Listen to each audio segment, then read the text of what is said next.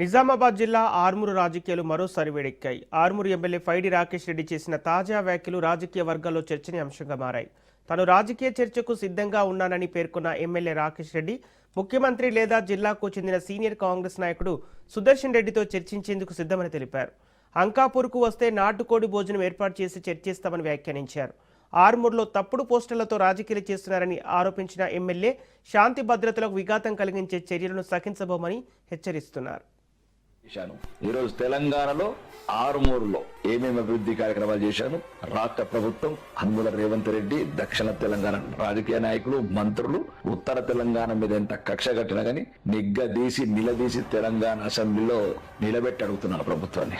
కాబట్టి కొందరు ఓడిపోవడానికే పుట్టిన వాళ్ళు, అపజయం తప్ప జీవితంలో విజయం ఎరగని వాళ్ళు, తప్పుడు కూతలు, తప్పుడు పోస్టర్లతో ఆరుమూరులో ఒక రాజకీయ విక్రీడ మొదలు పెట్టారు.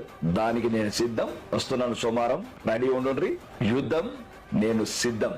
ఆరుమూరు యువకులు చెప్తుంది, యుద్ధం మొన్న నిజామాబాద్ చెప్పినట్లు తెలంగాణలో మొదలైంది. కానీ మీ అందరికి చెప్పాల్సింది ఏంటంటే ఏ